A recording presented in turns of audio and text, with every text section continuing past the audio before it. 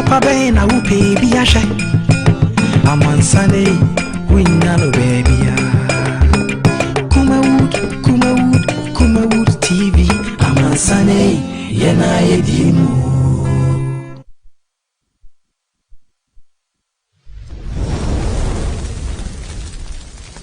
Kumawood TV amansane yena yedimu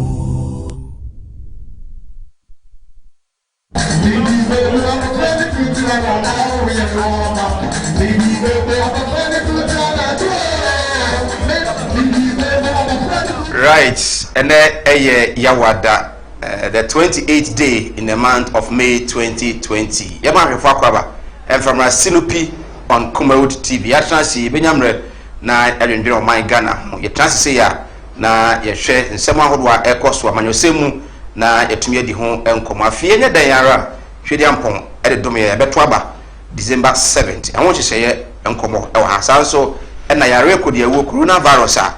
Abedoko my Ghana any we are seeing the answer no hon komo ha benyamre na eno so no yetumi edi shenenso say we are live on Facebook and no ye Kumawood TV na obetumi akọ o like ya na wa share na obi nso etumi enya biare sanso na on YouTube no Sam Darkus TV omoden na susuko na ekohwe bi na entumi emwa na ye benyamre no enwumre na yetumi edi nkomo WhatsApp line no eguskin ani odo ajo ntebe fa so na odi aba eba ntemu a ye nyamre etimi akenkan so ede amount on COVID-19 oman Ghana name Ministry of Information assign oman Ghana secretary omani edi nkomat echi busare yare no eko ewo oman Ghana edikan chopper eno mo de Ghana fo nyina se ednra data bi eba he no enfomo na efri IT expert o download omoniema no anase figures no edi eba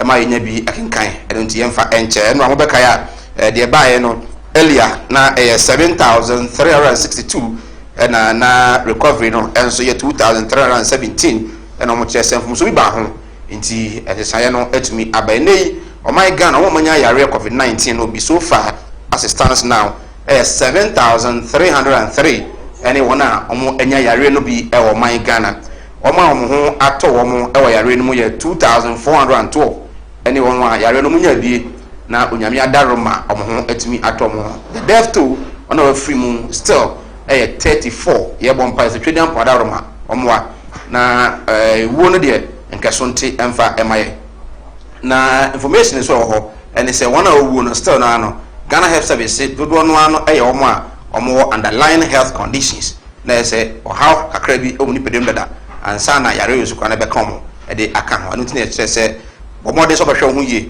na tumi aboa ene members of parliament and so edi nkomo de bi mo kan se minority ne kan se be ya enka yemo mo nkofie na omo enkoyisu virtual process omo yusu a virtual image na omo entumi emfa eni nkomo parliament because omo se enipa 13 omo ye one new cases on the 20th omo recorded 25 new cases 21st recorded 13 new cases, and then on the 22nd, 2 new cases. On the 23rd, 67 new cases. On the 24th, 57, and after on the 26th, recorded 10 new cases. In the among Western region, there no, you're in the qua and air coastal, and the amount the regional breakdown of the novel coronavirus infections are my Ghana.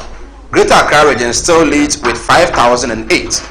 Ashanti region with 1,085, and that's what the name Western region 344, Central region 337, Eastern region 108, and then Western North region also 62, Volta region with 59, Bono East region, and the Bono East I recorded 1 case, no meaning so and then Savannah region so I recorded 1 case, Bono region 1.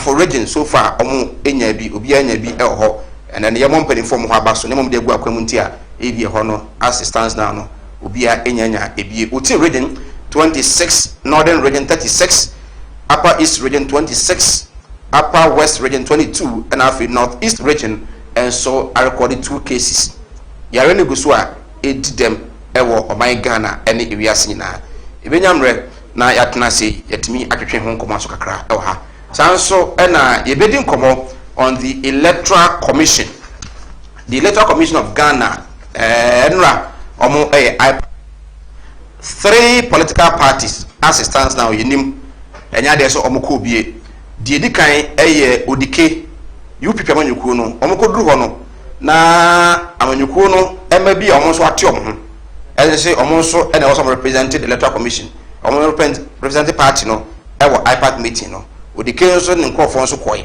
nti ekɔ wi akyi no na isi sɛ daabi yɛntumi nhwɛ ma saa nkurɔfoɔ one party nipa mmienu but sadly wei yɛka ho asɛm a sɛ electoral commission foforɔ ɛbaa yi odike party no UPP almost every meeting biara no ɔmo invited 2 different groups from one political party ɛnura confusion si hɔ ama nyame nko a ɛnam so ma meeting no ɛnya deɛ sɛ odike mu yɛma mo kwan mo kɔ bie Jataba UFP ɔno nso meeting no wɔnsi aseɛ koraa saa nso na NDC nso ɛnsi aseɛ koraa but then the electoral commission ɛne ɔno a waka no ɛdi kita ho ɔmo agye atom sɛ nyame ɛyɛ adom a the last week in the month of June a yɛbɛsi mu yi no ɔmo bɛhyɛ registration exercise n'ase na ɔmo akɔkɔ wie the ending of July nti almost about 40 days ɛna ɔmo de bɛyɛ exercise no ɛwɔ ɔman Ghana na wohwɛ deɛ EC ɛde ato dwa on the road map for this registration exercise no a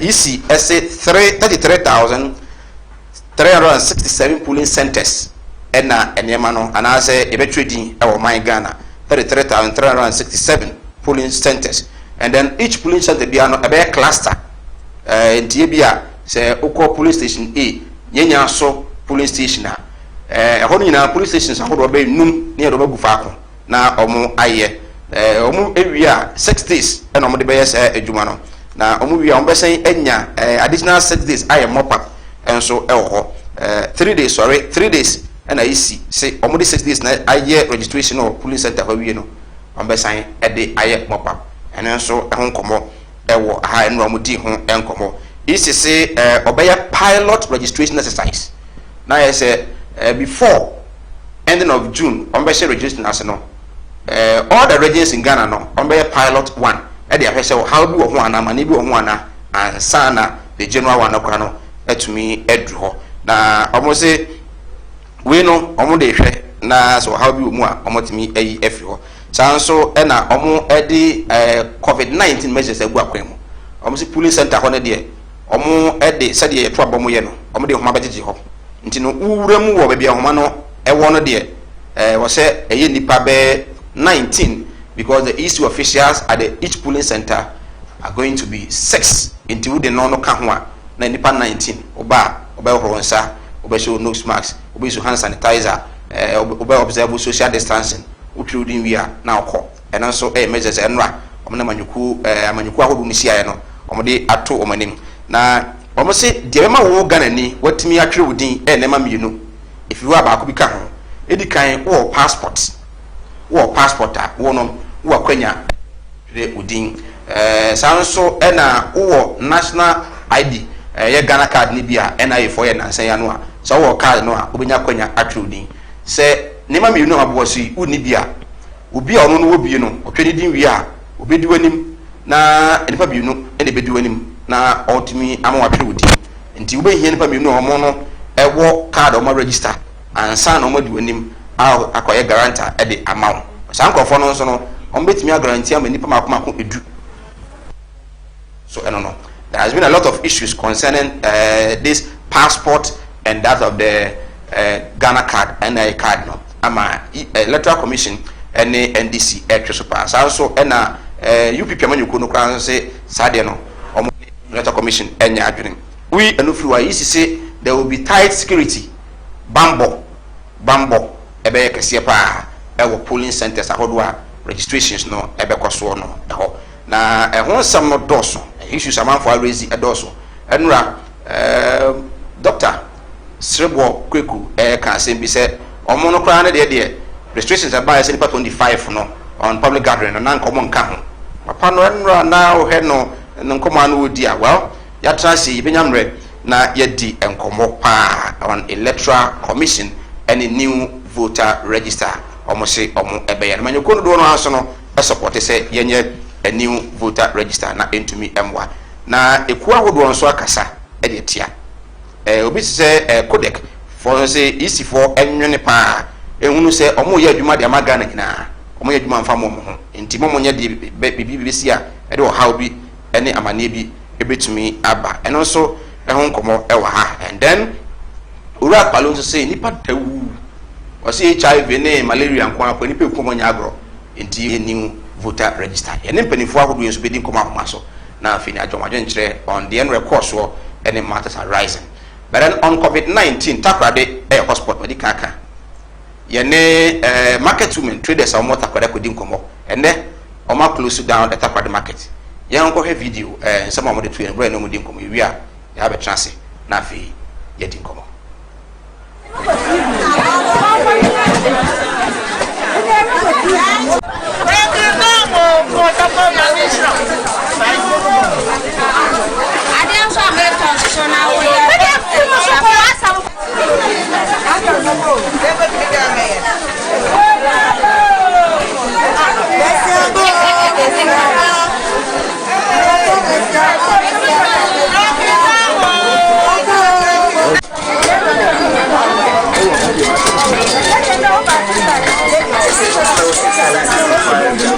what to go in. You go to what to then tell you to know that what to go in. We social distance now working. Ya jatu. Na kana ye be there. Encha waze. Nyame ya aduma inde kude na ye oda. Na fida na memenda. Na kwesida wazara mahia na ye da tunta na ye be nyina ye wie encha ye wie a. Na ncha wa atu ajoda na wa atu go nim. Sisi ala ye wotomato si ogoyim. Ye wa anyu ogoyim ye won trouble we wanam. We're going. Sister, I want to go in Ukude, in the Ukude, and that Yabana and Yanyaman Kenya was say. Yes, someone in paying for and I won't consider him.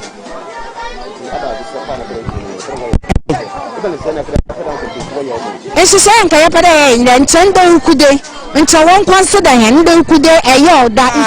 I don't know what kind of brother will to me, son. Yes, no brother and penny for no call also, young China. Woman penny five by my second when I cassa. Actually, one worker there, a chanda a yard that china. Mamma be alone bogo. Naturally, a caddy, and I do a in Pianco leaf. Into a day by a leaf tie. I hope you are not telling you that happened. There was a sound Yamako fee. If you ever want to die, go to my ton. Even yes, will be allowed, no, so you don't have one.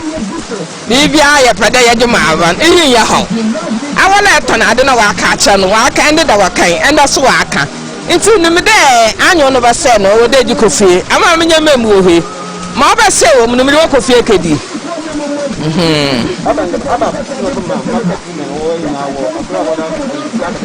And I saw it then. My cat of myself, I saw it then. Sabe, I saw it then. Nine yellow bed, you and you. And Nimpano, Pido over Nimpano, while you and Nippon over one. I sit down, I banded a mock of about TV, did I watch one. I am bra. It's a brand, only a nan, only a number, myself, oh, my cat second. Miss Rampenu, woman soldier, Simo. Woman soldier, Sino, who saw soldier for. Police and Poduso, city guard to put out. Police in Poduso, when the city guarded out. Into soldiers in the year here one. Well, my cat cycle, what boy are they? You're here, soldier for. I never saw a shot. And shot. What's your friend say? And shot. Soldier, you know, Pokuna, what to answer. Into soldiers, the year here one. You're here, police. You're here, city guard.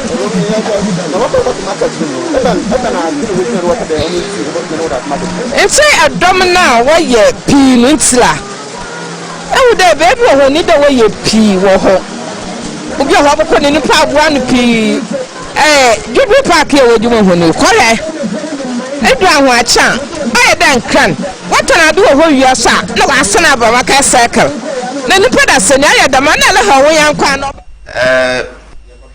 You, we a Comaya ne, Union, a Jadifua, or more water credit, AD, and not young call, and they. And now I'm a close see the Takrade market no cry. Evans, Kofiana. so ti anka ya mo adwa nwumre oh mo ya nti won kan takwade bako won bo me ya ho ye mi se takwade so bako oh takwade bako good enkomo a won adwa difo di ye ebesi nwumre no market no o manya close ne down kra today ma ebisa me na yin oye military na man bo Western region na ba de oye COVID-19 ya obey ahen na yintumi record case na ofi on mbe kekere Western region even especially oye secondary crowd cases record na ya more into amount pay for this say do go come there market oye na one you say the money beyond the do but okodo bia no smarts no one say na one home social distance no onye adwuma nti oye ekma na STME wọ́n adwan ko dɛ wɔn igwarfo wɔn mpanyinfo bɛkasa ama ma wɔde wɔyɛ no wɔayɛ wɔhwɛ ama wɔtwɛn no wɔnyɛ ɛna wɔde mbɛbɛ wɔka kyerɛ wɔn dɛ sɛdɛma a wɔbɔto gua nim ɛbɔ koko ɛkoro ebien ɔto de baasa no so wɔanyɛ a wɔbɔto gua nim ɛna ɔno kɔ wɔanyɛ ɛna ne dɛ wɔde nhyehyɛ bɛɛ dɛ ɔyɛ ɛnɛ yɛwodi wɔbɔto gua nim ampa mpanyinfo de nsɛ de ayɛ ɔwɔ na ɛkɔ market circle ɛhɔ a egua no wɔato mu ɛkɔ kodoko market a wɔato ɛkɔ efiekpa market a wɔato ɛkɔ Jubi park wɔato egua akɛse a enum a wɔ ɔyɛ sekenita kwadi ya munia wɔatoto ɛkɔ a yɛn nuanom asraafo sidigard àwọn ma bambɔfo ya wotwa ahyia wɔ ɔyɛ igua akɛse no nyinaa nti munia ɛnam no kɛse yi igwazini biara ntum ankɔgum ankɔtɔnaadze but even ɔmo wɔ nhyehyɛ bi a ɔmo yɛ after sɛ ɔmo atom no a ɛnimɔne mu ya no ɔmo na adwadifo no tena ase ameki sure sɛ bi ɔmo tumi di so a ɔmo bɛbi ama ɔmo ana wɔka kyɛ wɔn dɛ wɔn ma wɔn adapa no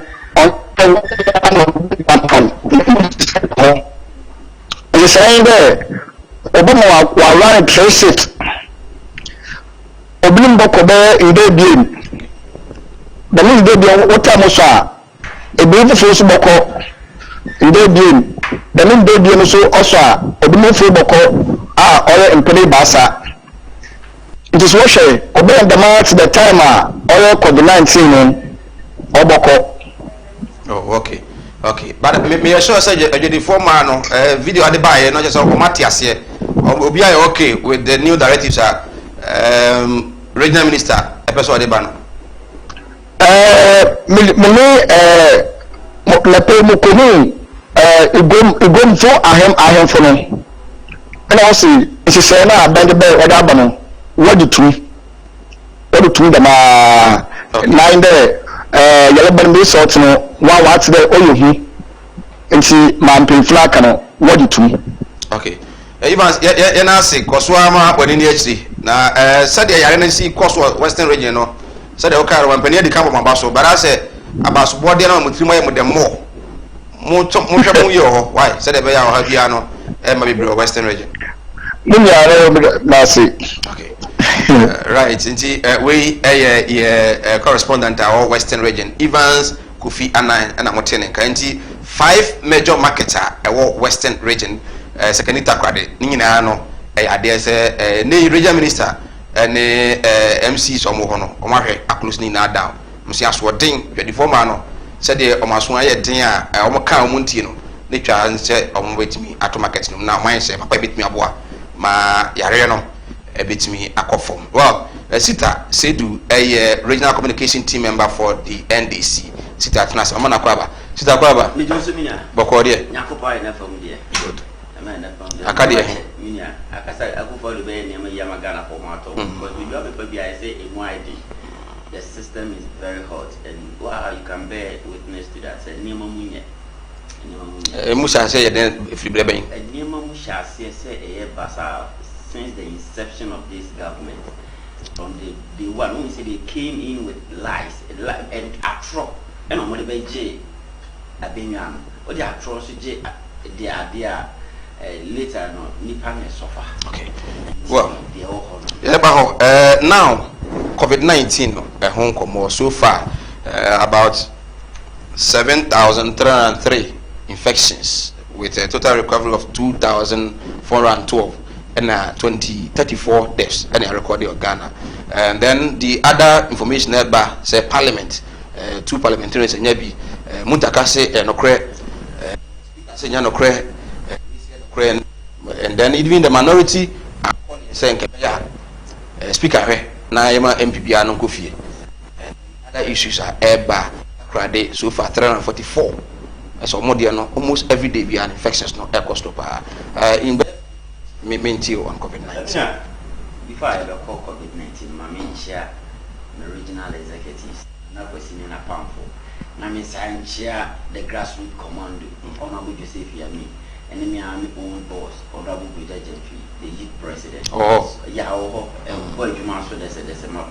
No views or no be boy, and me am me pal. Hoana coming back, and I was wobbly, and me am a parliamentary candidate. Honorable Dubai, my friend Dubai, Francis Dubai, my friend Dubai, or boy, Juma, or underground worker, and was on in a Juma pen. Sure, it's him how we see in Nima. Smooth, I will say, or deliver.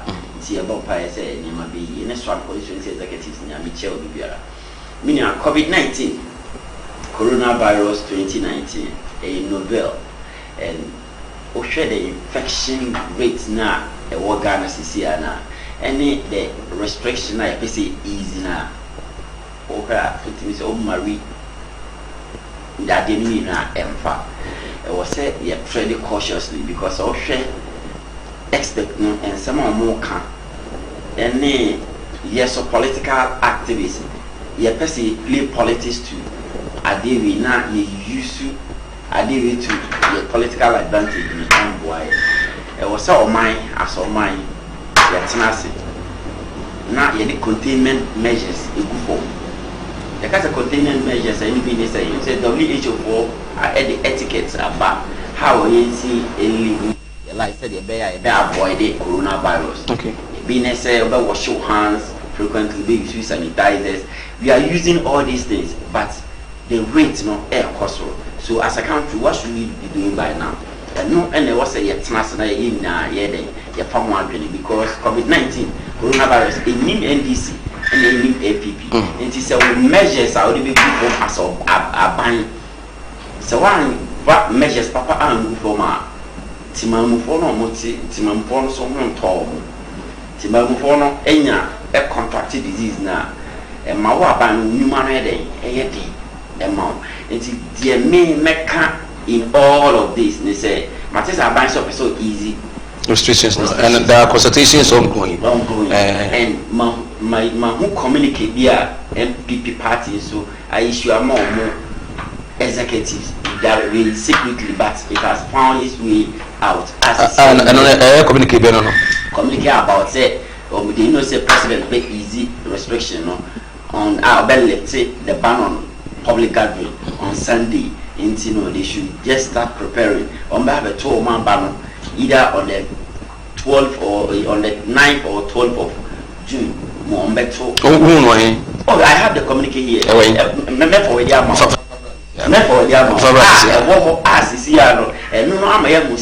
What the president is coming to do is not born out of science, but political science.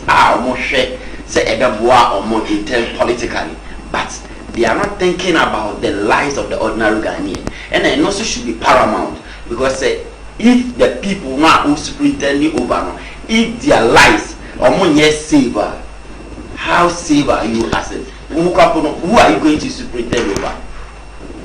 Are you therefore saying sir? Restrictions not so easy, no? Easy and favor. Yes, political, more it's not based on any science. That's the more reason the last address no we say GMA for ahead of the president. Every issue communicate said president should not ease the restriction. Now public then because they know Say president o ma anya president be ba be ye ade no e dey ama am up put your life in danger because as at the time I call lockdown now our total count was 137 but here little na 1042 common sensically or say catch say if the thing at the na 137 and they say your person your best friend your person contain no and the president was explicit I want to address now my or say or person oh you stop it yare no now one team stop it yare na say yare no I escalate to 2042 na satan na easy restrictions now that time no enough contact tracing to see to know omo yare no one thing so argument now we advance na me catch you be ejumo me say this government is only interested in the number of tests they on be na omo dia bo omo sanane say yeah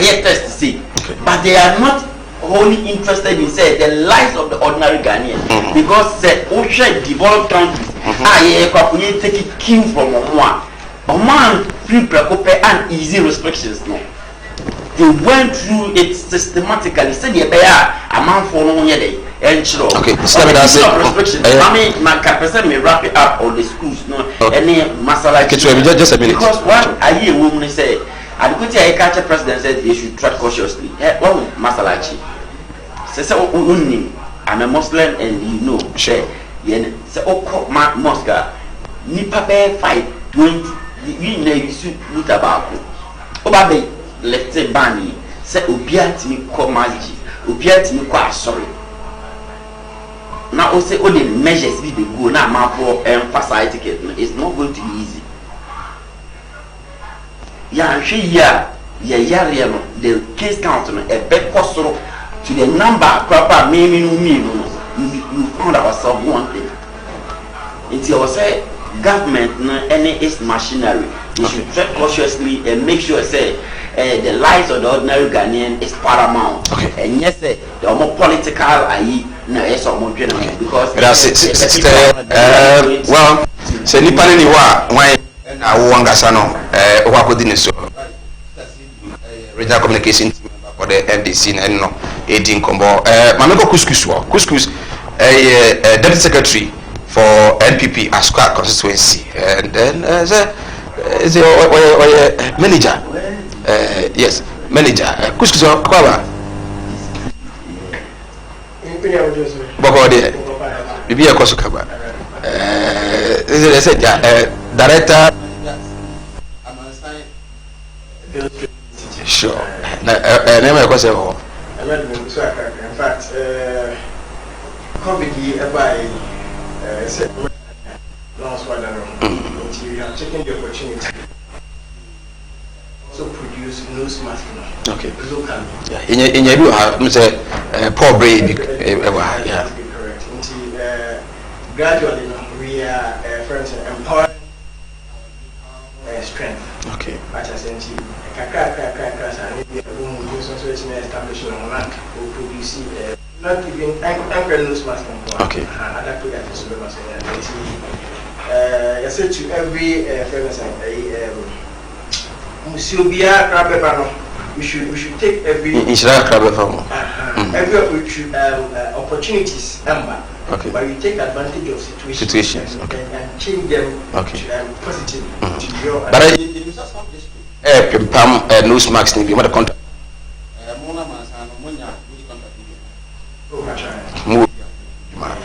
okay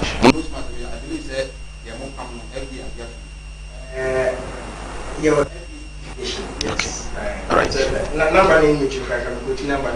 Good. Right.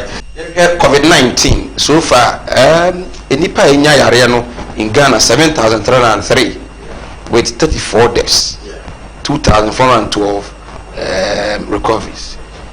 And also do our penny say or yes stakeholder consultations said there be a bit more easy restrictions no.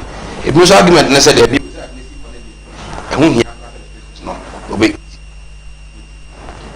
also a contact tracing for Ghana in excess of 205,000.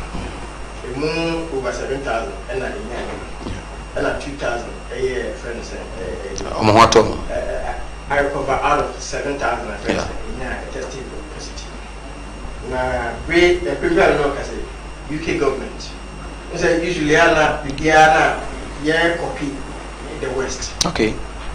African we say bibia besi bia no akade we show style hairstyle dem we say isua abofo no but this time on omo sua Ghana you know ka say on BBC UK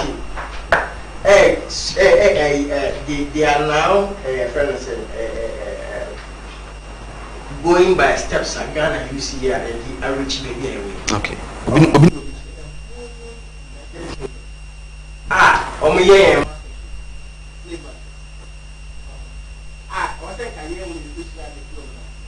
That's it. Bibi no omo esua ade bia omo ho ade pa bia away mu.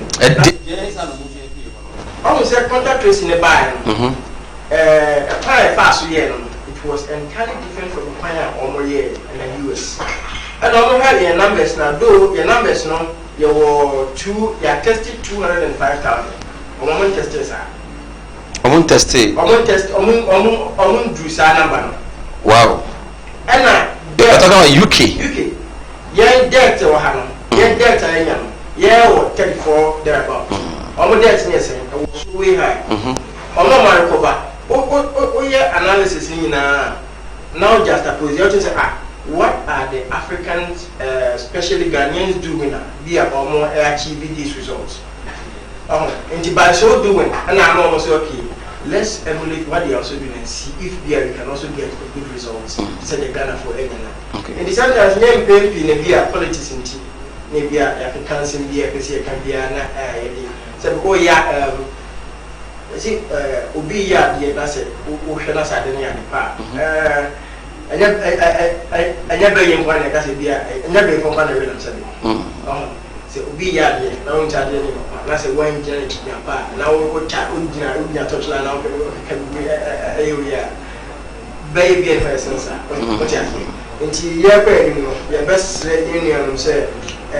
Seven, I buy yes, I buy a yard, they are the part. Yeah, of course, COVID issue by and this name. Okay. Just like Ebola by Yafina, Ebola, then before could not be a party, Ebola committee near so government again, and Hana, yes, they did on touch line. No.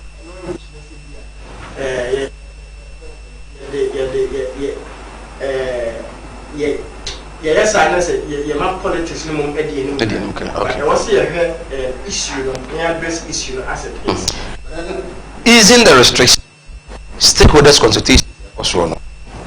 People say, as a move you sue stakeholders now, especially the unions and that of the religious groups now. Mama.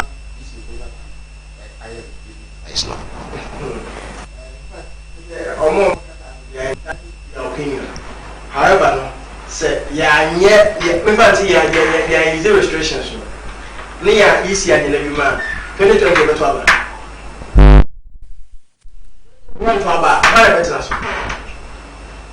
so president no. Which I say be true in terms of that's the law. Into what to put down. But there are so many ways of playing the cards. There are so many ways of maintaining himself as a president and as a president. There are so many worldwide. The will of the people and of person decide. The president of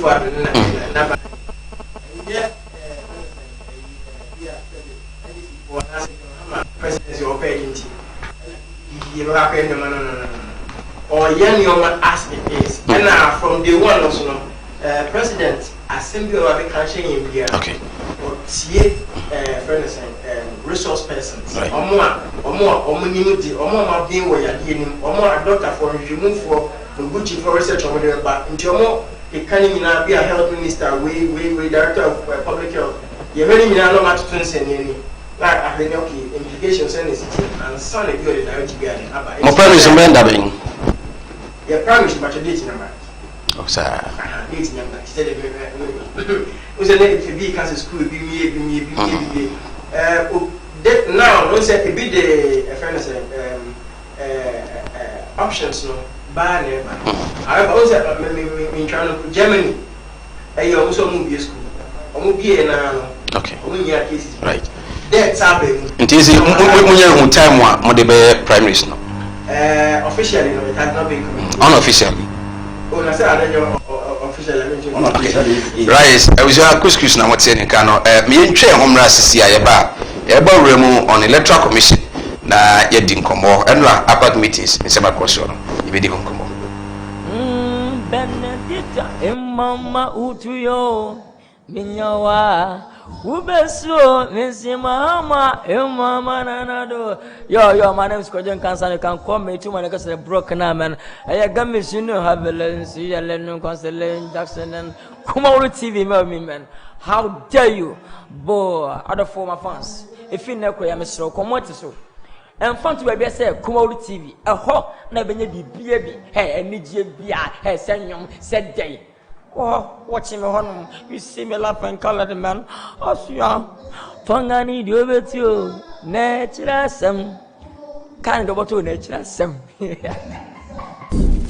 Kumau TV amansane yena yediemu Kumau TV aba Amansane yena yediemu Kumau TV aba Amansane yena yediemu Sini papa be na upe biashe Amansane winnano baby Kumau TV Amansane yena yediemu Right, yes, I have from Kumau TV. We a Sinupi and I transfer na yet me a Sinupi. So say messages now whatever on 0543 596070. Na yet me and Yamre Akenkai at the amount. Yaboremu na yet in Commander IPAC meeting a course. 3 major political parties, including the largest opposition party in Ghana, NDC, a boycott. I will say, Omuhian Chimubi, a free the electoral commission. Nanchimo, electoral commission to Momasan Canada. I will say a court, the highest court of the land, that is Supreme Court. Now, NDC for say, Oman committee, no Socrano, data, and I time I demand on the meeting, now at 10 p.m.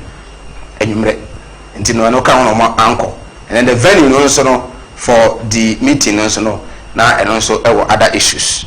That's the na yedi ho enkomo the code for eka any the other institutions so eka dey for new voter register no e be dey enkomo dey can catch say the road map no say first the last week in the month of June to the last week in the month of July 40 days and electoral commission dey see one by exercise no clusters in the cluster of 5 police centers at a time and then 6 days no de be we are no 3 days aka ho I mop up o moment me anya bi no o ma ye de amomo am sure the couscous you seem to agree always with the NPP with the EC NPP for so electoral commission the omo ye bia no a year enra IPAC meeting the roadmap is diaba are you okay with it as a political party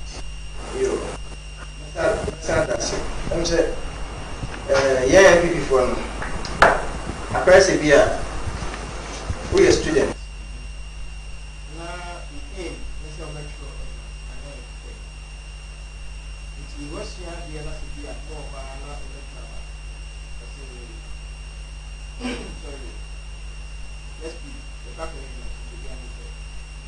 Be serious for class. You see them some was exam the bar. The teacher can be or comply. Okay. Exam the questions never turn anymore workshop. Or marking and the marks or pass your corner. Okay. True and now class or more nursing at the end. Or more number shall say the beer. Was excuses. Excuses. When I say such a we are say now we are say India we say ill prepared for the exams. So make me lose no. Exactly. Okay. Yeah, MPP, yeah, political party.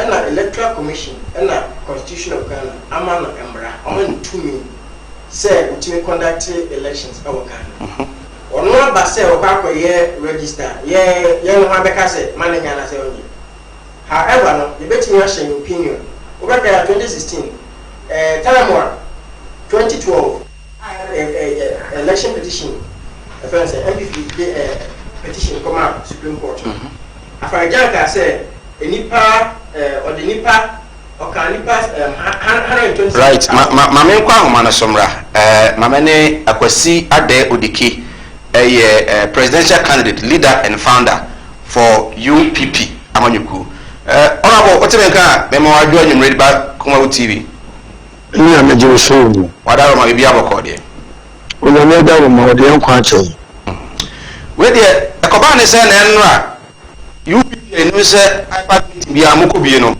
enra mo ye absent the CEO opportunity de member say me be tuda if you say me dey am lawyers say o mo nya nguduma o lawyer say only easy enenya menteme ho ase anaze bia oni nipa ku ofufuro bi and menteme ho ase bia o bia no me dey am lawyer into meeting kind of figures. Oh, okay. Now, in your say another group some UPP for also by hobby some super committee ni bi. They say the CEO be am lawyer men can once. Okay. Now, omo meeting no ba ye me say dan no as a party match their course wo. Mo you okay with the roadmap electoral commission they are to for this year new registration exercise no. We are okay ba kokra. Binti anya okay ni say woman no epese otutu na ma ho we be cha Ghana for we be say anoma we ni di say we say anoma ne takra na ma ye hu ni and you be to anoma ho be sure say tinidia let us officer cho say o so nyansa re hello it's you pa you mean say electoral commission MPP NDC forecast say sorry America say obey here new voters register NDC forecast say dada na NPP for so say yeye foforo yeah this ant into a shirma party bi kodi a emani ho emani ne ba bon tin say there bi ntokona mo kono needless yema Ghana card for ni o madwuma omu madwuma we are present here Ghana card no e dey akoye mo church register maame no e ka say de make na ye nemo Ghana card for ni o madwuma entiema omunye na obi issue saa me method no 2024 alve na no ye da ko nyane ya maame na ko parliament say afeli obi issue Ghana card the mechanic no sabe mechano somewhere February akoji tumwa ka Ghana card fu wi o madwuma amaka ba now e kwa de ma ko no so ye na dwuma sisi wa kwa ma mena ko du June afi na so be ye Ghana card wa bra Ghana card fu su e da so wa mu wi adwuma ti de kan se afi wa be je mi de na tumwa eye ba ma Ghana card fu ni wi mo shade it say June or the true di you hear ka say Ghana card no any pass 17 million and no more register wo mo my 6 million pe isi le jokwa no mo ko it is also no use Ghana card ya isi le jufo nya to abani bia na say ahora o ma ko to aso o mo hyase e na yare nti o mo stop here but o mo so ma ko to aso Eastern region you need down not to aso it is a canon here mo akoso ma no ema isi region for the hyase na asante region other regions be bia tete akamu a o ma anya bi no o mo ye quick backup no mo ba bonten na ye speed this process no ye no nyama o so se me ko start registration ade na o so be nya de registration no enye ready o so se o kwa true ni entasun it is mo UPP de say enter nya ko trema NI for e card no ye bia amo support say omo yusu no ne passport no emfa enye ni voter register Any problem ba ko kwa. But the people say the old register na ye wo no eye from so bia ni ho nti eni kwan say electoral commission be sign abo man ne kabio ano so wo take ni say Mo me na me da so wo ni nyansa pa. Old register no sabe na NI for ne mai. Ba NI for no maba no. Eye the whole West Africa and ye compare sa data no. Enti wo de old one to a ana wo de eye requirement say ye fa meto aba. Ye fo bibi parallel comparison. We will host national data no so akoyi bibi foforo. MMwa. Enti the make kind there abefo kwan a eko the whole West Africa ama aye adwuma boa the integration of ECOWAS enti no the kwa abefo level the old register na tete the you should be ma enyi na no dia with the na you suggestion mo dey by there setimi ba so sa nyame aduma mo bi ma register. Oh yes, about what the Mamma to me say on register on your registration on organizing elections we declare results. Let my answer. If you are cast of when will be and see the panel, the onwaka say a requirement to the bear to man. O man never ready and son I shall say that's all. With the media work on your excellency and the tissue also Sabria or Silupi on Kumo TV. Any information just say CID for actual. And the Ashanti regional chairman of the party, Crosby Charles Ama. See how the virtual, what you wanna? Oh, Mina, go to good baby. Set up. We say, we do our say, or better bring go down. We need to go to shower or come out from Papua. That's a moment to me. But were you invited by CID and answer you are arrested? Me, I'm a simple to be near Duma. Then so. The trust is fresh. Okay. Your Excellency, Yanasi say I'm ready. I'm asking people for Kumu TV. Mr. Das, we are calling Adiamam. Good. I was for Ulakosia de Odike, the founder, leader, and the presidential candidate at the UPP when you could in Nikodin Komo. Well, what would the Kinka? Mamma to Aswami? I withdrew election petition. Yeah. For example, because over 120 something thousand and the register missions across France and Ghana missions over the world. And there's one for listing. But the listing about the 705 in the buy. And look at duplications as I will. Aside or more day, friends, any health insurance. A register cancer. Somebody do some get because Abu Ramadan case no is health insurance. Also, you know, free more. And any more going free money. If you are free money. But the issue here is, and my friend is saying, or more, a friend is saying, 18 years. Almost almost limited registration. Aside almost say Obi to Aba. The entire ghost names, they be a ghost names called a controller ghost names, controller withdraw salary there. And he said ghost names to me withdraw salary from controller banker. I didn't have ghost names into Aba. But where a fingerprint? I don't know fingerprint. Car, our bank. What's name to me called Yiscan Eddie. Now fingerprint about Aba. American, anything. So it means that say a year new register crown one. A time will come amount for betting sono. Papa, yes, I don't know. Yes. What's name by the year film? Say, yeah, film. Exactly. We also do away with the entire register. Yes, because if you are the entire register, it will clear all offences. It will not favor me. It will not favor NDC.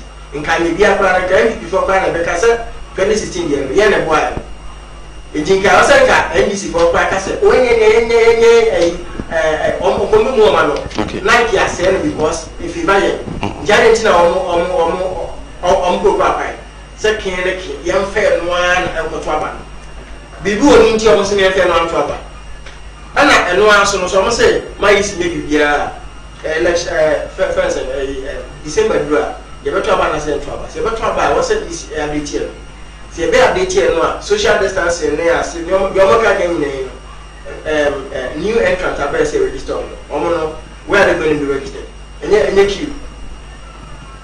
queue mo enti friend is ensuring or adhering to social distancing protocols I will make sure the same principles and we must put that practice now so that a true day about one the registration here there will be flaws of course in your institution there will be flaws now say your correct is our flaws electoral commission be correct in there MPP party be correct there me sure say NDC for pa omo ntobia omo asem odikemi say me so be omo so ba choba dey Nigeria ntu MPP say they are trouble and they can choose to say they are cancer 2020 NDC or cancer aban kayen to okay the CI no parliament you say them ebe mature and then the another way NDC SCK and I say minority parties need be can say the use of passports and that of the NA card alone emwa fi say ukuta national ID and also ukuta voters ID what the country abapen obi enum so Ghana ni adan ne yeka say yi no afiri ho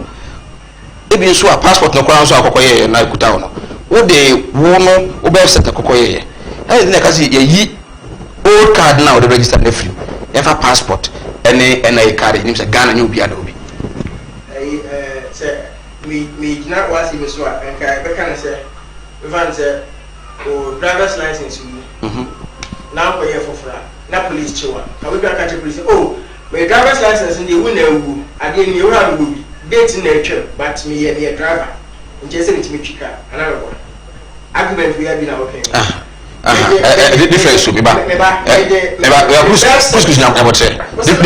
push difference we yes say Ghana ni no wato wapen okuta voter ID card correct or sign or passport no so no but the birth set and the koye me passport me koye no the requirements no birth set edima ko trefa and ma koye we say edipa ko na o Ghana no okuta ID card dada no unqualified that card no will not qualify that person I just say okuta passport and I say okuta NIA card I bisa say nti obi a woni bie no onye Ghana ni ana Dabi obi oni bie no enche so onye Ghana ni yes nya isa force na advance okay yisi no say we need Ghana card ni bia me tie Ghana card ni like your passport okay say me need passport and me need Ghana card ni bia baby ala me to aba first no ye ni me okay me to aba 103 aspa school mo aspa girls me aspa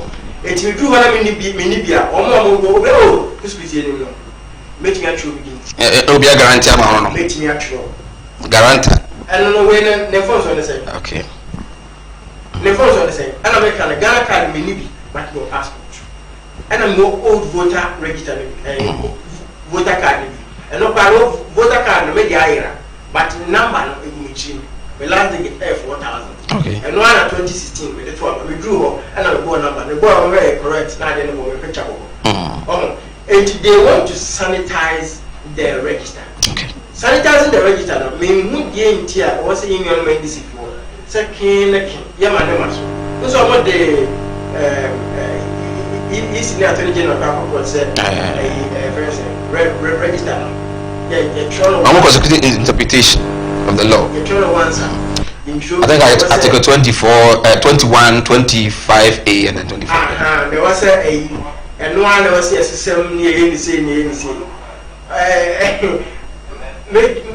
jama court now me initially me plan board me can say student there very good student there say we see there na or papa yo so na on family there question and also family there be exams so the fact was that we catch and say if you are on so be exams not next week they catch and say chinechu be exams only problem the end is about prepare nka omo ha yisi and in Java 2016 yeah can see a new voter register you need chuma me so when you na china ya kwa elections no ya kwa ya ni kunim and tibia 2020 one most so see me yes so see in fact yeah cast here ya cut da and I see and so I get to say indeed also ye enti bia ne ya kwa enimi ye papa e kwa no na o na 2020 o ma papa ko dinkuni enti say ye mpene ye twa boy ye be bomma ye be kunipa ye be we si na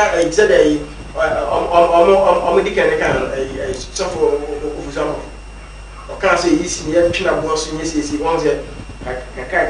Okay.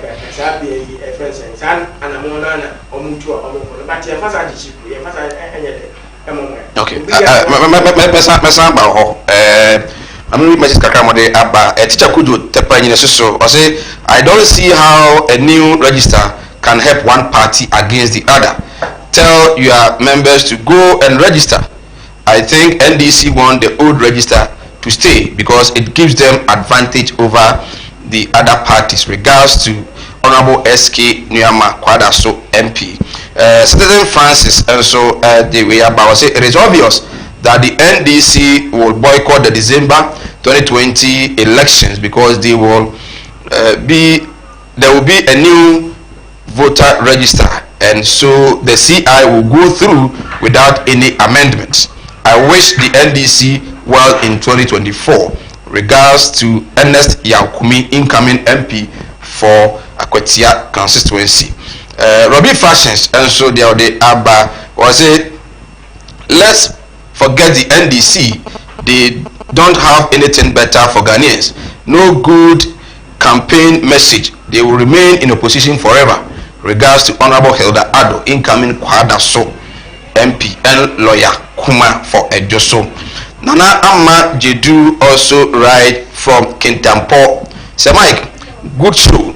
Tell the NPP man to get his facts right. The Electoral Commission has no right to deny us from registering. I did not register for the Ghana card as well as the passport. I don't have one. Are you therefore telling me I am not a voter and can't vote whilst I've voted 3 times in Ghana? Hypocrisy will kill NPP. Okay. Yao Mafo from Nkranza also right. I tell you, the NPP will lose. When you go to Kumasi and Accra, they claim they are doing a lot of things. Come to Nkranza and ask what they have been doing. I wish your show one day be in our area to find out what the NPP have been doing. Lies all over. Greetings to Nana Amma of Kumasi. Okay. And also the Nana Kwame Mensa Bunsu Shaka Afontotroso.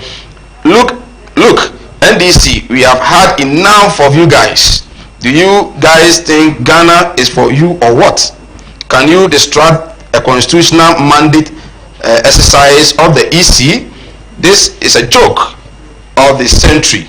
Just try and see where the security will take you to. Okay. And also teacher Kujo, teacher Constitution Yuamwase. The NDC didn't go to IPAC meetings yesterday, and so what? They can even pull out of this year's general elections, but we will not change anything. If they are men, when EC starts the new voter register, they should not go and write their names. Greetings to Honorable SK Nuyama. Okay, and also with me Odianaba na etimi akenkan ede ama shaneson say ohwesinupi on Komau TV.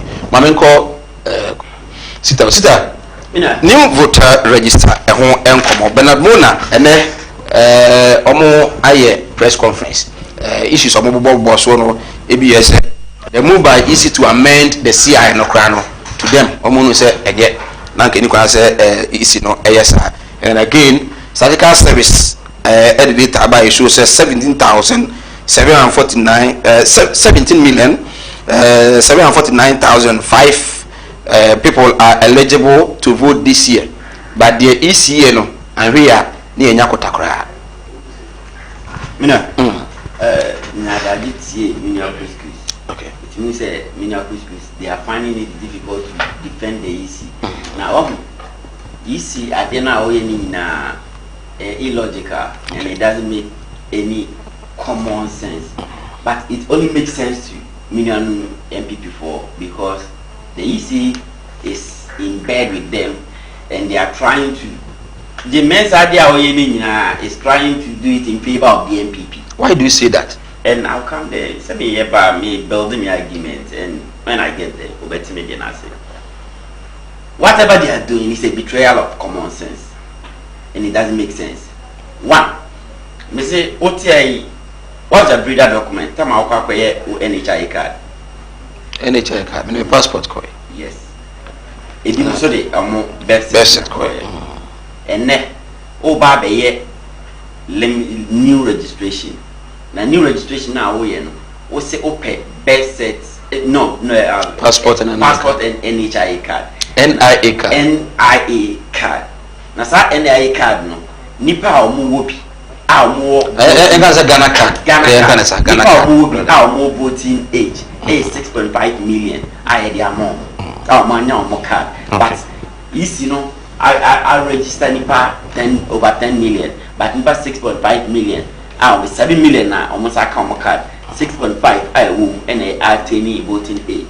Passport nipa over a little over 2 million. And it will be nipa or will be only crown free more meeting their tour about 1.5. How 1.5 no?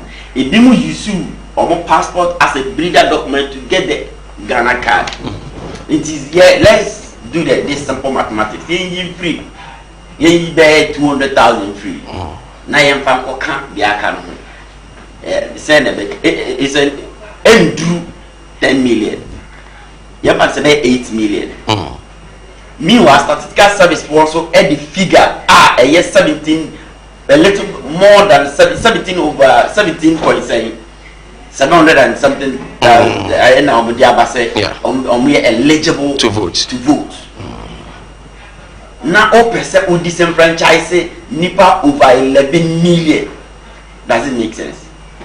And one thing the EC is failing to understand, they say they were appointed or their creation was done in such a way say map people extra the code of work some map people with an eligibility who are eligible and have attained voting age to vote but not to exclude them. And to say if your actions and inactions ever excluding the public, you are treading on a dangerous path which say escaladia and boaming of society. And what the EC is doing, they cannot even meet their timetable. Are you aware? Say EC, catch the timetable on the 17th of April, and I come start. Say by November, naka compile a in and a novel coronavirus is here. A buy. In Cecilia, what push it at the end of their back? Cecilia, they were not conclusive. Man can say ABR these dates. And at this day, almost the last part of last June. Yeah. Which date? Oh, say almost say the last week of June. So let's say, all right. My main man should have been coding Komamra. My many the leader and then the founder for LPG, His Excellency Kofi Akwalu. On also SI a member of the coalition, a convener at the coalition of 13 political parties. In support of the new voter register. I'm letting you come around.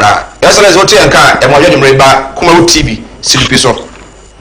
Medio Sunia, Ibia Bakodia. Nakupona tomorrow. And at IPAD meeting, I'm okay. Near my electoral commission, and we say, Omo Ebeye, Amayanya, credible register no. Maybe the dear him. We say, and I'm okay IPAD meeting. The electoral commission said, "Omo amenya a credible register." Ebi ne dia.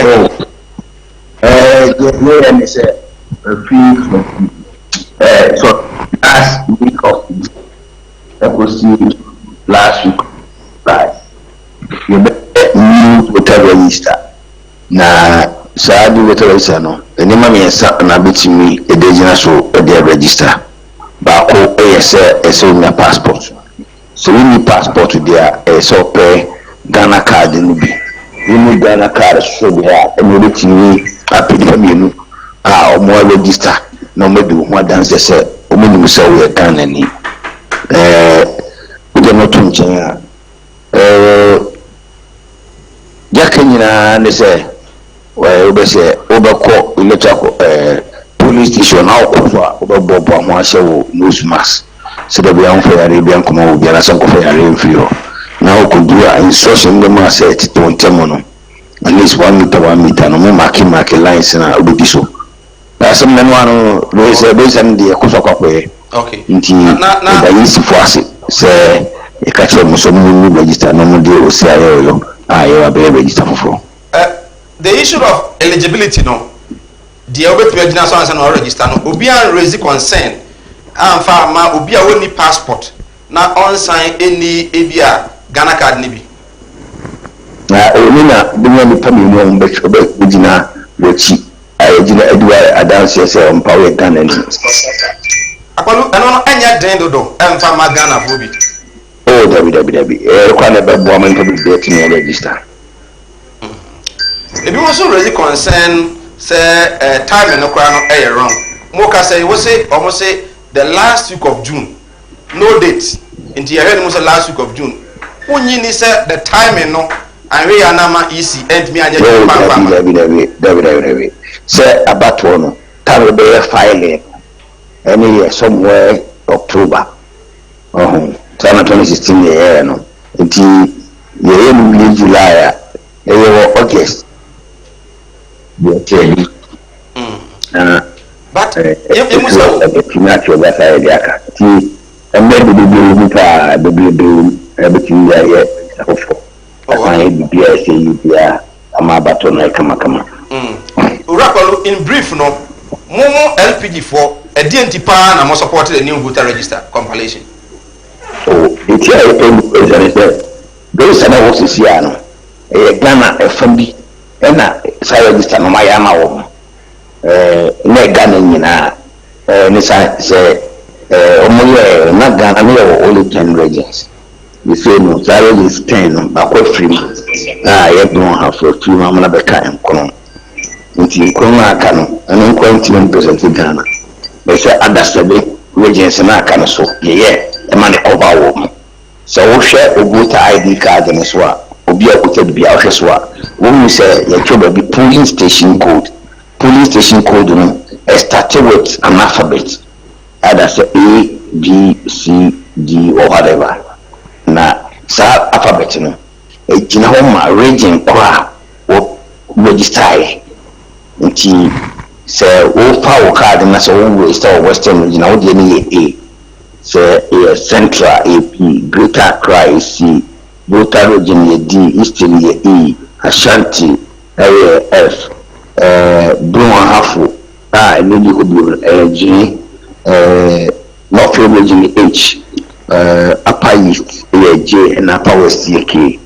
The same no region so na aba no ɛyɛ ahafo ebi na disqualify ɔmo ɛna nti wa show the die ɔmo awi mu yɛ de kupie court na court di tu mu sampa de ɔmo sɛ ɔto sɛ ka no ɛmra no ayɛ ade di kan nti no ɔno court no a gyina mu sɛ yɛfa forms no nkɔ na nkɔ yɛ nsensaeɛ na yɛfa the correct nseso no mfamra ne de na me gyina bi ba tim ka sɛ me nkɔ bi no gya chidi qualifications no adɔso nti sanity sɛ abato no wetu ntimi nka sɛ bro hafo de ndo ku so ma hafo ana ku so ma bro na ku yo so ama bro east ntimi ɛnyɛ possible sa so me channel but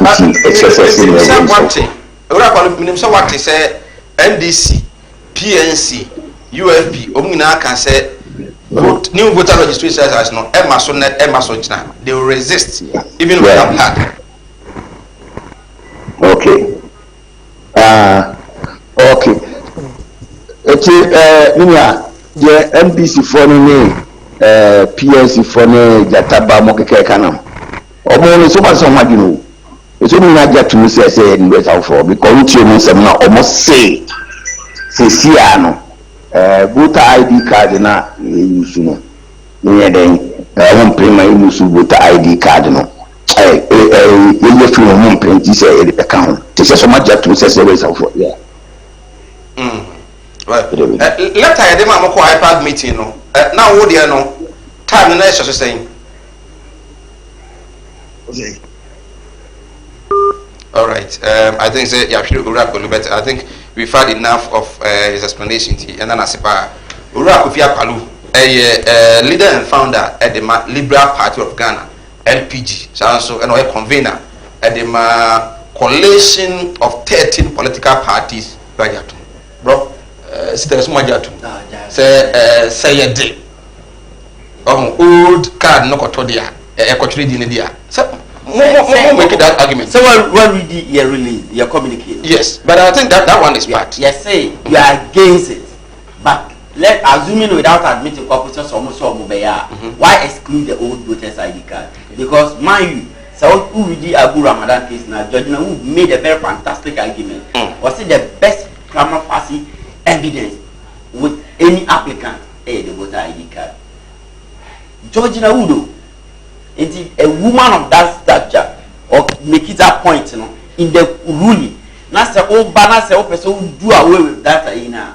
You are not doing justice to the law no crowd where they and after you she or a juma contract na the man no juma and or contract bear I will ECG about you know calling and asking the omo so no omo ne NDC ya adwene other parties omo no ya adwene no omo so no they are following common sense. That's the only thing. But Akpalu is following what? Akpalu is following or defending the contract that was given to him by this government. Facts. And facts are sacrosanct. Yes, a bitter truth. My dad always tells me this. Or say no correct here, but catch the woman. Or that one opinion of who said no correct I will catch them. Unless someone think it, and that's what that's years. Or say now who say who did nothing. It's no kind of pressure, and that's all kind in a harsh way. I accept it in good faith. Go and sit down. Now, my thinking about it. Now, my head said, the all kind of, and then I have to take it. The police defending the contract. The demand of IDP buying demand or ECG or supply cables, and I will defend it. Whenever you talk, yes, I understand. Right. But electoral commission decision. Anyone is here, but said the baby to me and a credible register for a credible elections. I was building that point. It was a letter number the bread. The first letter from the bread on the 19th of May. Now letter was dated on the 2010th. Okay. And I'm one way seeing the damage in my and I'm more rectified. So more my NDC for 10 he said something my right time on my 10 p.m. And on my other political parties in at 10 a.m. The Iron Man consult you more for correction. Consult here. Back on the consult or one who here and on consult here. And now, yes, who said on the March, either 25th of March or so, they wrote a letter to us saying, for iPad meeting. And I chair on my back and I catch up and say, your mode of meeting us is problematic and it's an illegality. One, so I say, build the consensus. You have to bring all of us under one umbrella. Lead now your walk, then your job, then you arrive at a certain conclusion. But person check at you. If you move back 18 A back, no mono corner or check consensus and not team B is about. What if team A but not team B so a catch on finish a bad problem? It's in what we are you wrote to them say yeah and I catch on say what they should do. They say either say or make the president, not president. Ama edi o maka essential services na o maka ko pay big place a bit ma contain yina na o mama social distance na dey aba na o mo se o mo kra no enra metie subokweku city yes o say o mo no kra those restrictions no o mo nka ho say o contradicted and na make catch say that shows their incompetence. They are very incompetent and hollow, and it's high time say they have to step down as EC commissioners. They are just taking us to a dangerous path. Even a dangerous path, me say, if there is any idea, chaotic scene, why should we take that? Maybe you are too about Ghana. This is not the first time. Yes. In Africa, other countries, at the year so. I don't know, but at times opposition parties no a person sorry tia the EC. If your cause is justified, why not? And we is justified because looking at the timing. The last time I was on radio with you, I said what the EC is doing now. It doesn't make any IT sense. Commonsensically, it doesn't make any economic sense. They are just trying to do whatever they will do just to satisfy the whims and caprices of NIPA or more appointed authorities. And also, why as of mine? What should I let I read? What's stating on 10 p.m.? Yet, all channel. Yet, the proper drama will say the mode now, first of all, the meeting, why a meeting is only said before this James Ambaba, not any IPAC meeting I got from 94. I had the IPAC code by any IPAC meeting I got 3 representatives from each political party. James Ambaba is the son of one. And you're not correct. Jane Bayano, now if you are 3. I can't remember before the COVID, and now the IT experts of all the political parties come home, and then now the general secretary went to me and Utukono Koye, and that was the day I say Ayaraga, I think one other that time suddenly one. So you can't just be on national TV and say one. It's not true. See me, you get the drift. You trema a catcher almost say that I more introduces say the nipa back up and also a problematic. Or mobile they were conforming to the normality. Until say or air collar party on person or more dancing to and on person we changing and I catch up say a problematic. My cluster of schools no more the buy. I almost say 6 days. Even in 2012, I registered for 12 million. The EC used 10 days to register. And some of you are bad mopper.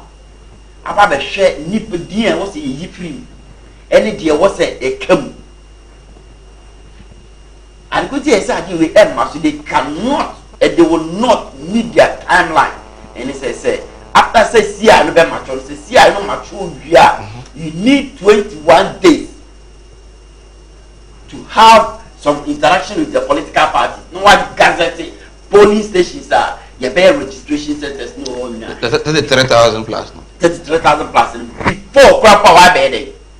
What about the setting up a day? Timetable, I had a bare registration. See, none of this has been. But I see I normally of parliament. So I remember mature middle part of June. So in the year fancy I mature any part of June, 21 days after no compare say, not your July. And so what follow Ghana politics? Anyhow, a registration music call. Who said when a do a hit? A do registration a hit. Because you know MPP for in this limited registration for a year or high ground. Get them crap by a challenge you or more. And yet easy. So the easy any among now whatever they are doing, they are not conforming to the reality. And the omo any now so no it won't material. Okay, yes or more Sami Boache Asamanke say or say what goes round will always come round. At long last, the Electoral Commission has taken the decision and set a favorable date for the compilation of a new voter register. Okay, EC has done very good job and I commend them. Now it is clear that the NDC has created confusion in PNC. Okay, and Mahama can decide to stay home and boycott every important program in Ghana. Who cares? Okay, or say regards to Honorable Sintim Abuaje Asamankese. Okay, and also the Abba and no OPK Goso and so the Abba. Or say NDC boycotting IPAC meeting yesterday is not news because they did same in 1995 and they should also boycott 2020 general elections because voting is not by force. Nanado has performed better, so 4 more to do more. Regards to Honorable Martin J. Mensah Kosa, incoming MP for Techiman South. Okay, OPK so the Abba and so no. Masaudu right from Bantima, or say doing the watching inside Bono region. Okay, Masawu do a or say the EC is doing a fantastic job for the country. Ignore the NDC threat and go ahead to compile a credible register. Compilation of new register is down deal. Okay, Nana Tuaso, regards to Nana Kwame Asamoah Boateng, DC Jacobu.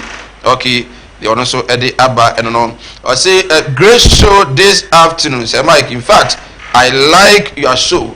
I'm at Secretary Bodi watching. Please tell the NPP to forget about the 2020 December election because they will never win power. We are not fools. Well, once so far, bra, always can the message. The amount. Dr. Baba Zamu, master planner from Kintampo, also right. The NDC boycotted State of the Nation's address. They boycotted IPAC meetings, boycotted Peace FM Kukuruku. Please, they should boycott Kumawu TV Sinupi and let's see what will happen. Even new voter register, they are boycotted. Like it will be super papa. Okay, Dr. Baba Zamun so the Odiabano Farouk Tema, and so I say IPAC was set up to help shape our electoral process, but not to dictate to the EC on how it works. Our constitution and the allies does that. The NDC and their allies should loosen the plot. They better come round and face reality or hold their peace forever. Okay, or say COVID-19 has come to stay with us, so let's learn how to live with it. Hi to Joe Willie, Engineer Fred Aban, Farouk dear free Tema Aban, right? Wait me the about history and number is Google. Wait me the Aban I'm read. I can catch me at the amount, right? Okay, Mamma Couscous. Yes, so now this is some here. If you say see I no kwana matchway, matchway no kwana time no, if you kwana entimi kwana no be musa amount me anye. The is so say we are ready. If you say the days, number of days I'm be new register no. Previously no, na was slow. Now no, I say days no swat. They are amount me good job. If you must say the new machines and equipment, electoral commission here, at the new register, am I?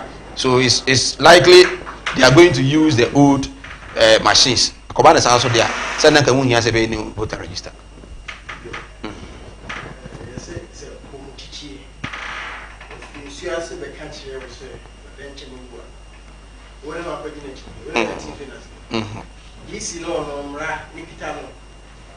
Say, one of the to me, electoral register.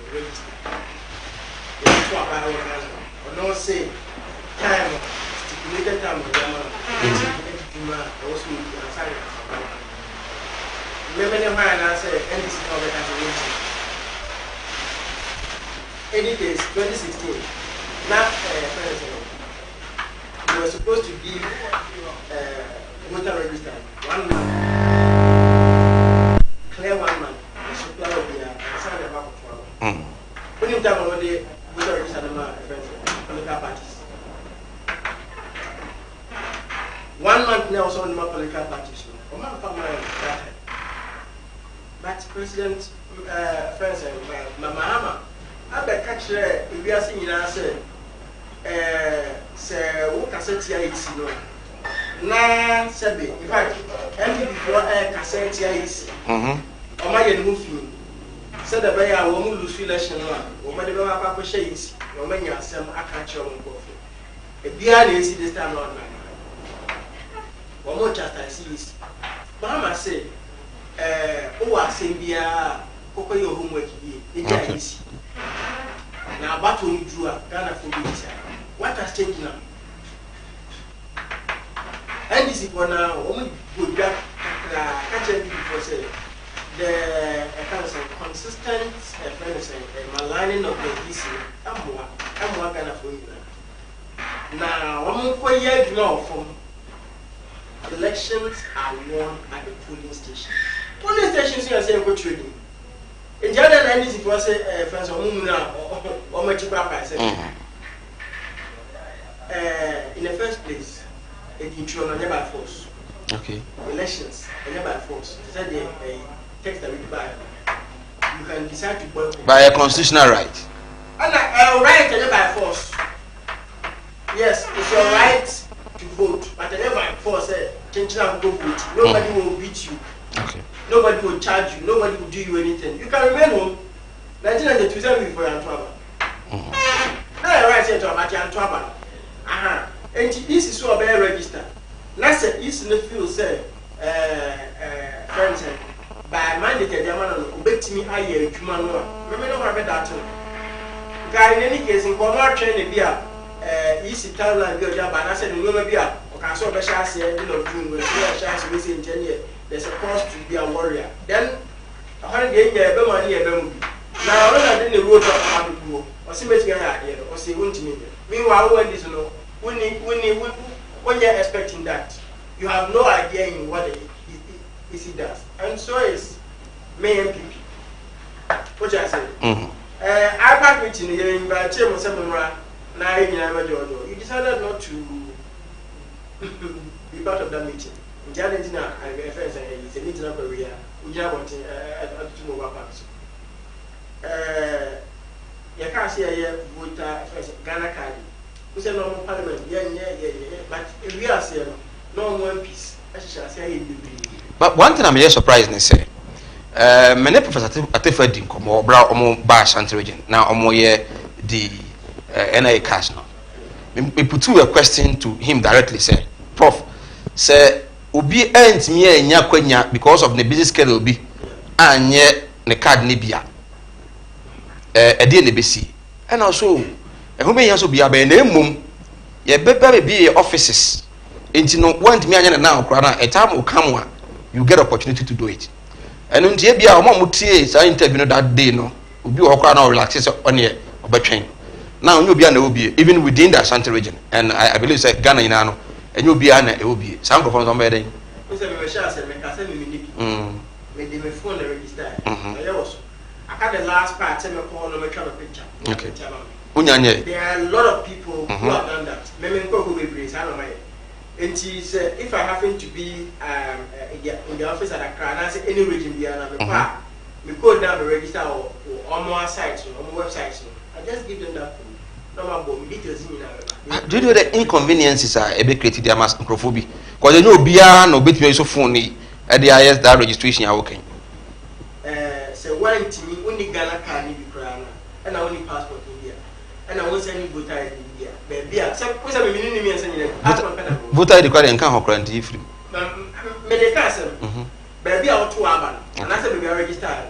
Go there, where they are watching for some years. Okay. People know you.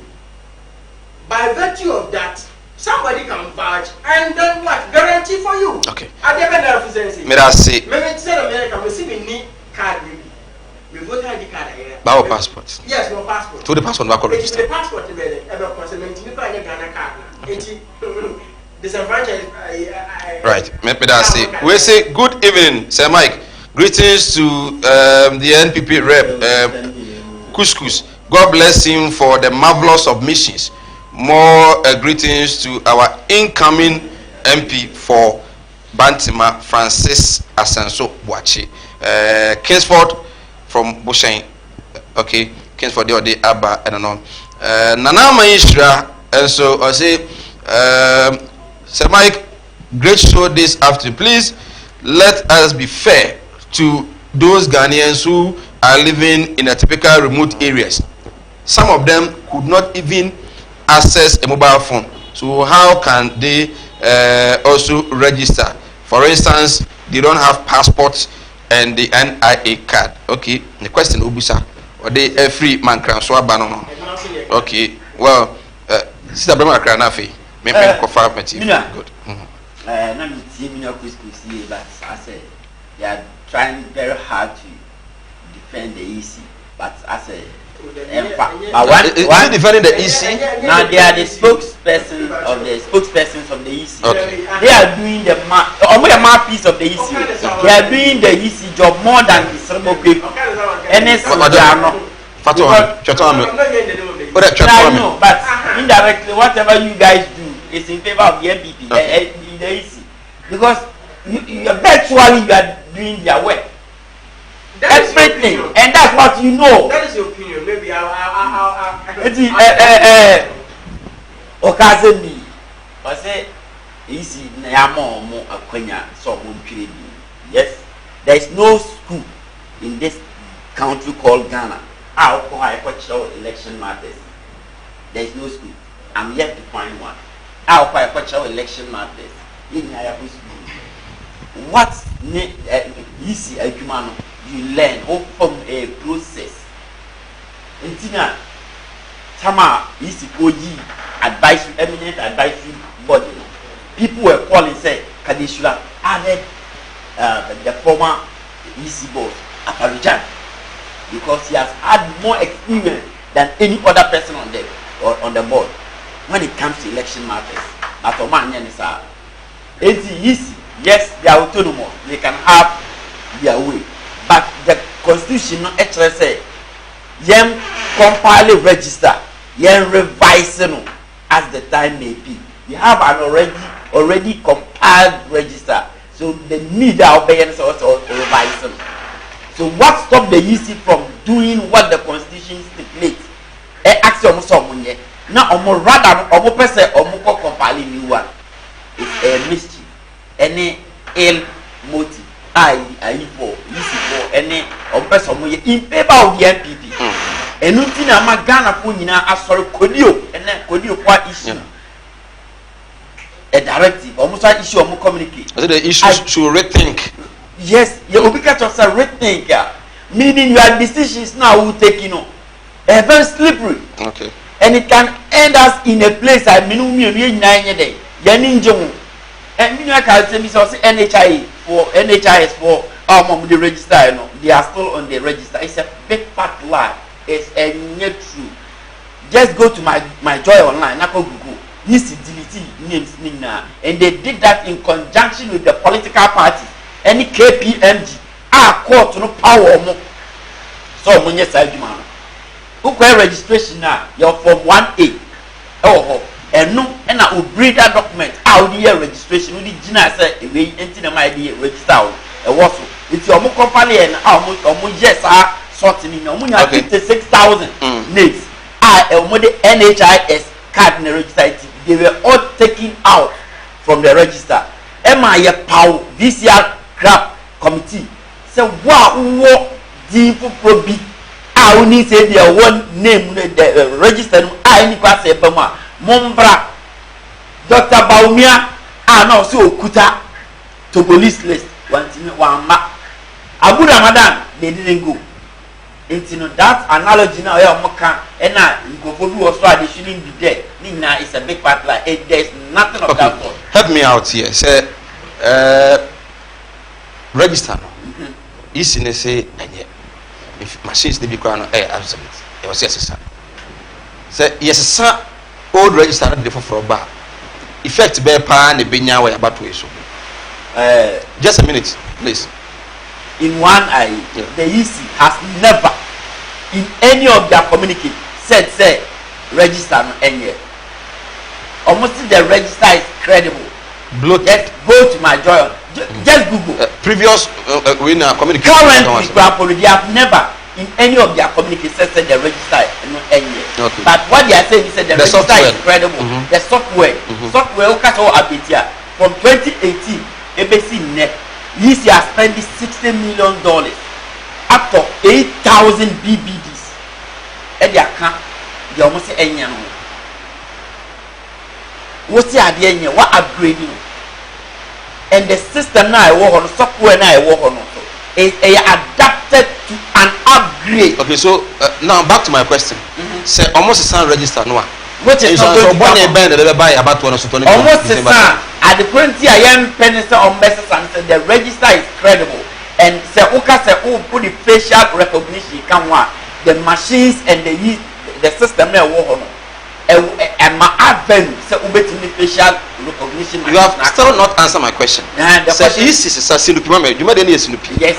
Say is a voter register no. Which is not going to. Oya for fra, insurance for money buying and the baby. Insurance for money and the baby say maybe some franchise nipa bebre because of omana motuo na omuti. Okay, me that's. And as na mo boy. Couscous.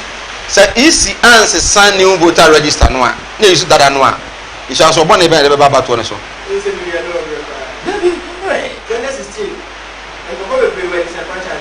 So I aware.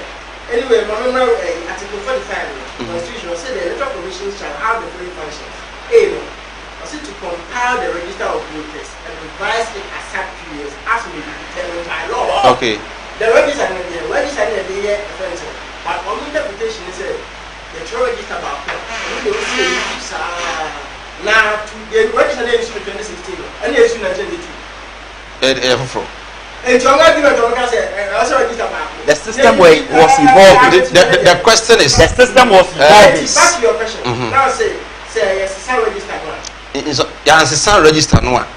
Someone says say answer no a. Insurance for money buying. What will be the implications on 2020 December election? Now we no more have 10 regions. Okay. And a region here and one code. Okay. Ashanti region here into Savannah and then friends Bono East Midway now new regions. It's a matter of giving them codes. A matter of giving them codes, but in second I to say here right, let me phone line into 0200 603 602 0200 603 602 Obama Befow now on so agenda by Shannon song say Ofra you lower the volume of your TV now what you want phone now if you're making come couscous or something yo a person worker I want issues why don't I get a new car now if you mean into away with the fence and overhauling with the engine as that is when you have money. But we need to carry our own managing and kakranka until say Umbayadi. That's never been said anywhere. Register. But I don't know, you was elections, of course, I would prefer elections anytime to war. And I a dement to no massive banner, and one elections, new register. It go my report elections are one of the police stations. And the police station of where you have a true register bill. Found off local police station. I'm not register. The register we have by campaign. Now if election is I'm not talking about it. I don't know. It is only a student, elective student. And now on the excuse you never say when you have prepared for exams. Don't go for years and so I can't go in the teacher branch and they say. Or the other number to say you have a new register, which you look at of which may allude to that fact, say, or say, register. Any case, say, I never register one. So this is in the two and okay. About American message about her, or say, NDC will not come to power again, or confirming view. The Abarano, I'm going to be free, or the Baname acknowledge from that place. Okay, we say joining an NDC is like joining an armed robbery. Never. Hello, good evening. Hello, good evening. We didn't be afraid free until. Madame. We didn't be afraid free until. Who can say free? Look at the tree. Go. Until. This is the tree for your tree. It is the tree.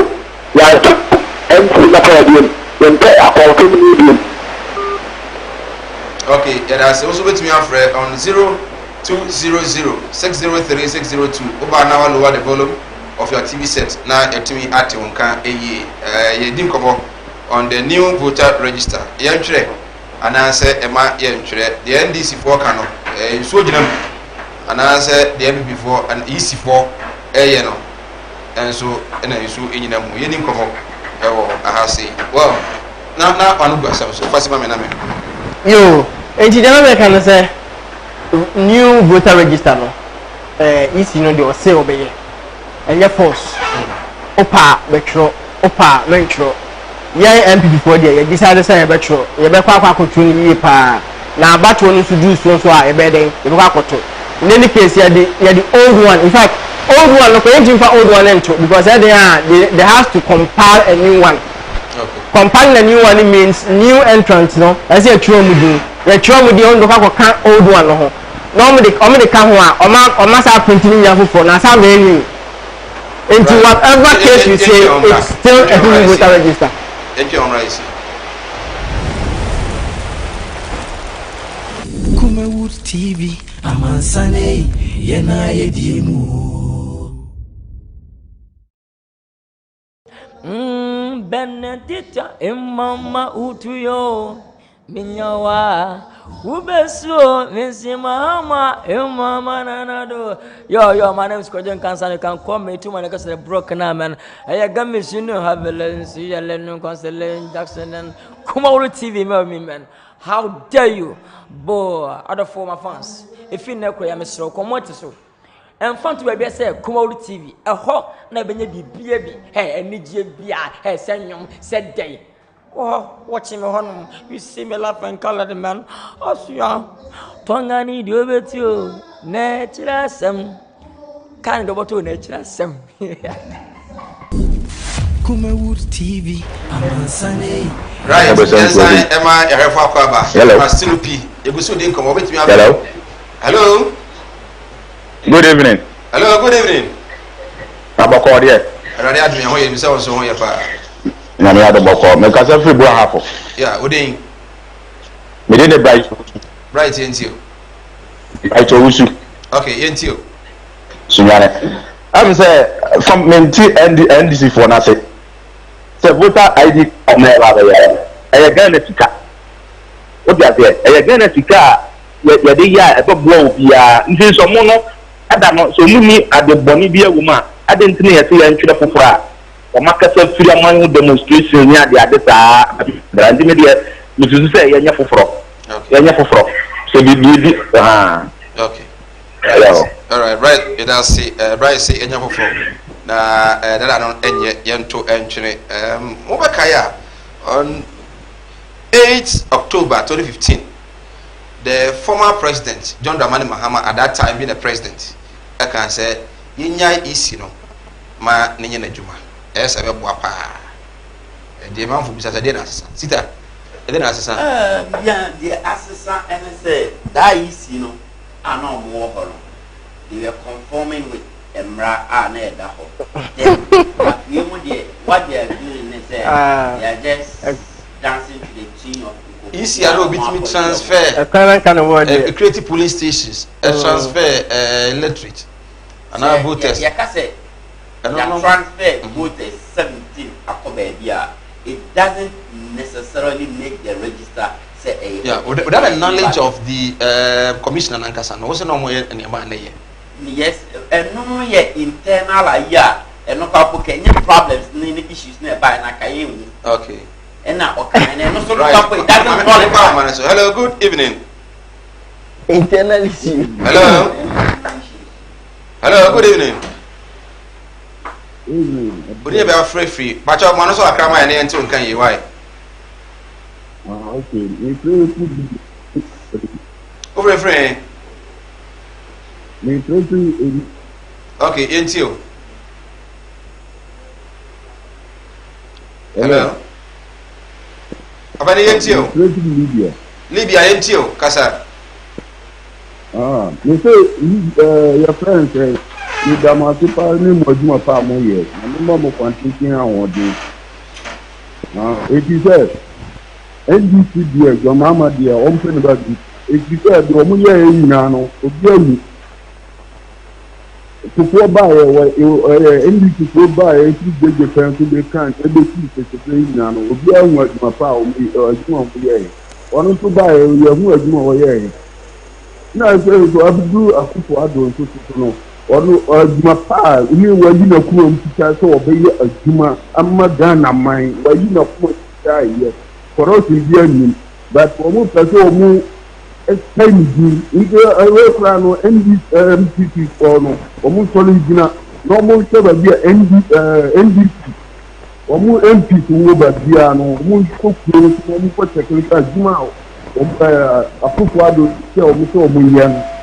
Omo chako yesa adwuma na koso another course because omo tiba ka say enye omo aban na echeto omo be de omo pepe ji a omo be paso ate akofo ado na adwuma okay omo be say na adwuma nti omo ka say enye omo president nti abi omo request bia no omo nka nti no omo pepe yara sipa bani ya chia enuanum a omo ewo Libya nyina mo hwe mo ye fi se ho obi man so yes da asama na me ka no eno na internal issues a enti na ma ade na dey e ba out na ye ka se obi a illegal transfer who say obi a illegal transfer na mu a the only thing I use in the bed say you will reverse the transfer back to the Nipa no to abet say to our police station in no go bia illegally without no power knowledge na we the oil so no a member of the EC nti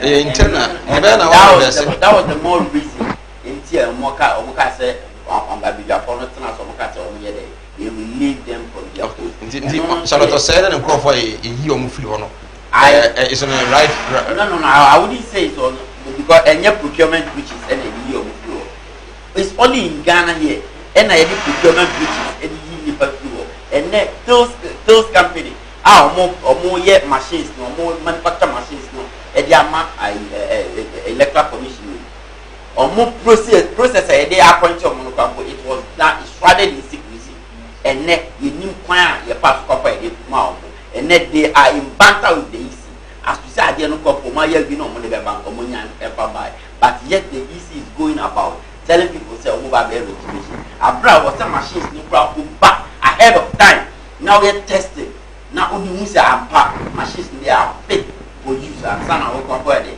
one announce today and no kwapon see but yet the EC is going about announcing say oba be and nothing na ye ka kire Ghana for say electoral commission no asema omo kika ni nyina no e ma so okay enya dia voters register no e be back so but the better they revert back to the old register now nipa over 600,000 statistical service they are based or money ye basic mama limited registration and the ID CDD right any man Ghana good evening hello Good evening, Sir Mark. that group any That group any mama mo abaso papa.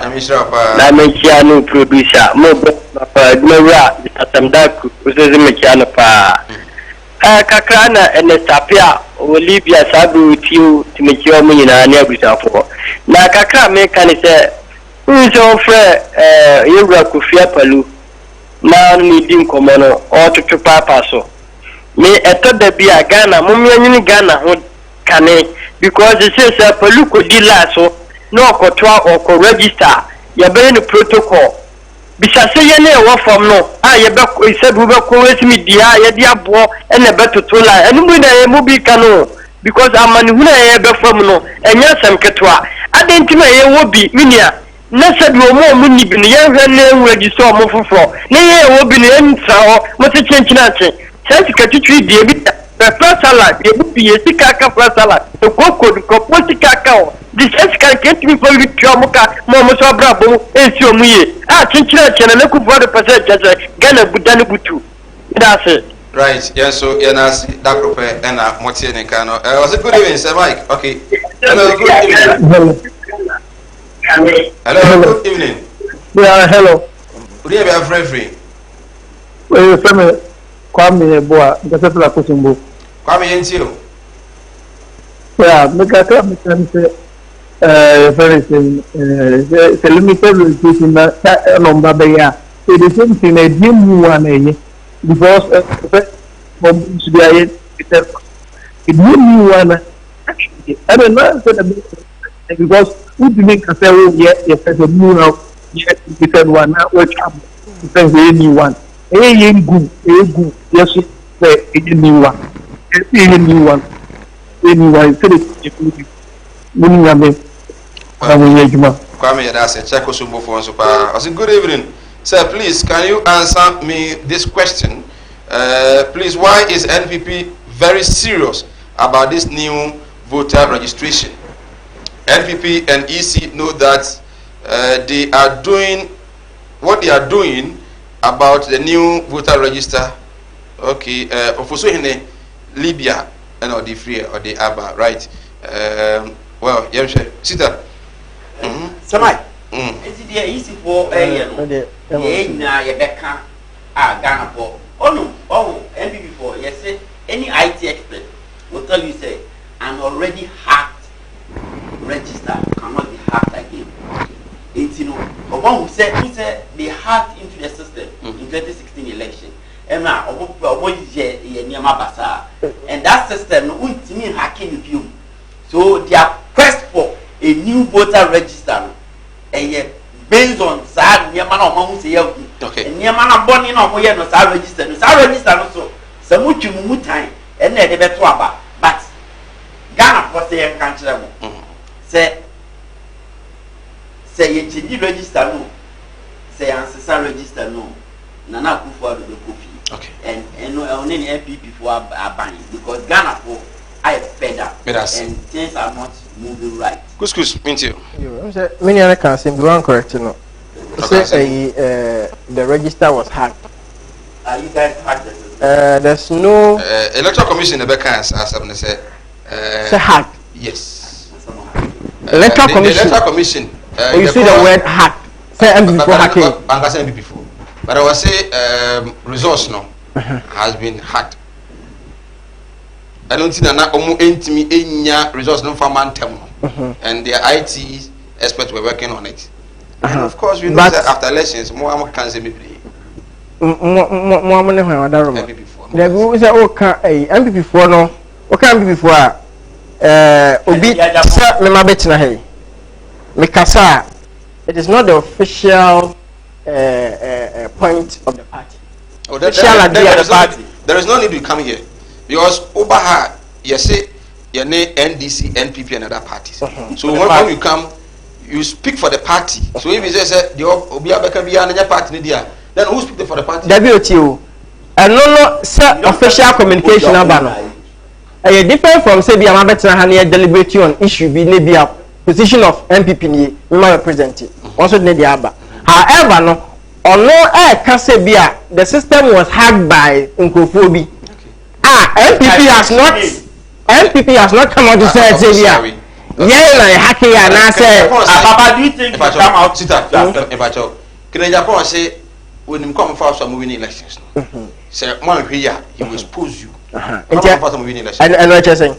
Elections are won at the polling stations. We went to the polling stations. We went and we made sure say your results were collected well in time. That's why I ran away from the old register that gave you whether the old or new or whatever. Now there has been new regions. They are dead. Sometimes you don't need any couscous.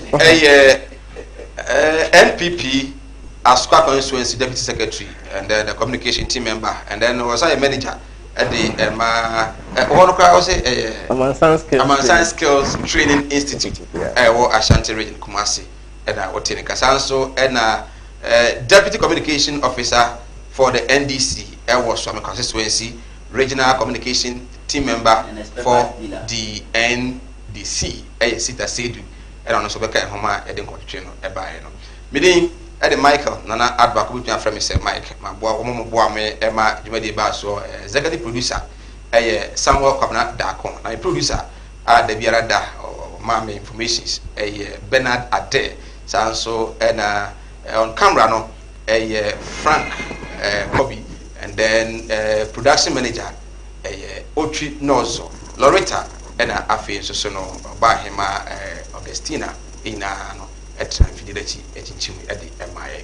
Well, DJ Lofty and Queen AG and so support here. Meeting at the same time. Yamia don't not do China 4:30 to 6:30. yɛbɛhyia baahyɛ ne nso sɛ ɔkyena rep your candidate nti yɛbɛdi nkɔmmɔ paa ɛwɔ ha until then nyame nhyira wo na ɔnka ho Benedita imama utuyo minyawa ubesuo minsimama imama nanado yo my name is Kojen Kansan. You can call me too when I get the broken man. I got me sino havelens yelenu constellation Jackson and Kumauru TV man. How dare you bo other former fans if you know I'm so come so and fun to be say Kumauru TV a ho na benye bibia bi hey enije bia hey senyom said day oh watching me honum you see me laugh and color the man osia tongani di obetio natural sem kan do boto natural sem Kumawood TV amansane yena yedimu Kumawood TV aba amansane yena yedimu Kumawood TV aba amansane yena yedimu Sini papa be na upe biashe amansane winnano baby Kumawood TV amansane yena yedimu